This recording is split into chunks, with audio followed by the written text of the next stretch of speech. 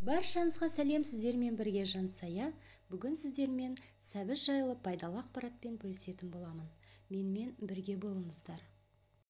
Сәбіз көптеген дәрумені, минералы, микроэлементі бар ең пайдалы көкөністердің бірі.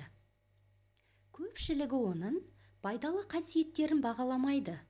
Мысалы, сәбіздегі А дәрумені көру қабілетін ешқандай дәрі-дәрмексіз жақсарталады. Бұл өнім тері жақсаруына да пайдалы. Сәбіз шырыны мен мәйегі өт бөліну және шығару процестерін жақсартады. Бұл көкөніс өт қабына тас байлану ауруынан зардап шегетін адамдардың мәзірінде міндетті түрде болуы керек. Сәбіз қандай ауруларға ем? Дәрігерлер барлық әйелге сәбізді пісіріп, бұқтырып, қуырып, шикілейде жеуге кеңес береді. Өйткені бұл көкөніс қатерлі ісіктің алдын алу үшін таптырмайтын ем. Сәбізде А дәрумені басқа өнімдерге қарағанда көбірек. Әйелдердегі онкологияның кең тараған түрі А дәрумені жетіспеушілігінен туындаған сүт безі қатерлі ісігі. Сәбізді ер адамдар да жеуі керек, өйткені ондағы пайдалы заттар ерлердің де ұрпақ көбейтуіне әсер етеді. Тісі ауыратын адам сәбізді жиі жегені жөн. Бұл көкөніс тіс эмалін нығайтады, ауыз қуысын паразиттерден тазартады. Қызыл иек қанауын тоқтатады. Сондықтан дәрігерлер балаларға да, ересектерге де шикі сәбізді жеуге кеңес береді. Сәбіз миға да пайдалы. Сәбізді үнемі жейтін адамда есте сақтау қабілетімен мәселе болмайды. Сәбізді мүмкіндігінше шикі күйінде жеген жөн.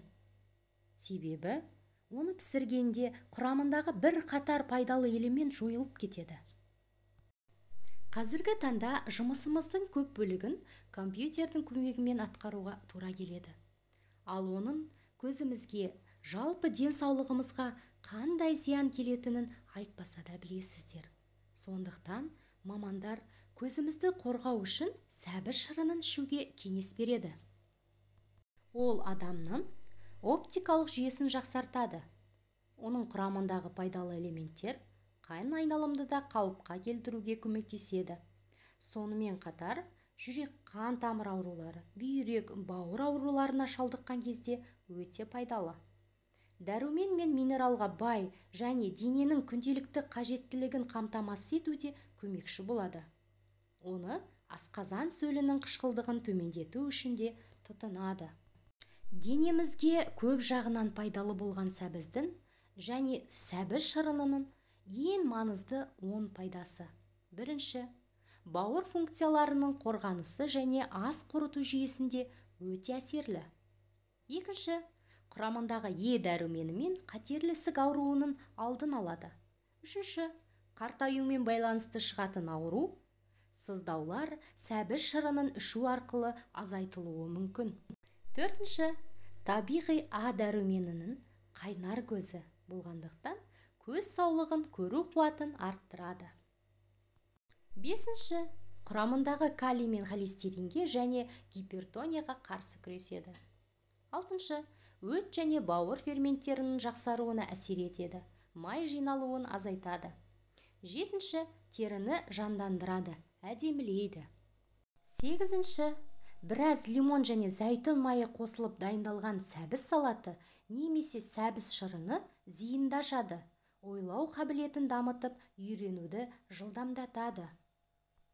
Тоғызыншы, сәбізді емдік мақсатта шикілей немесе шырынын пайдаланады.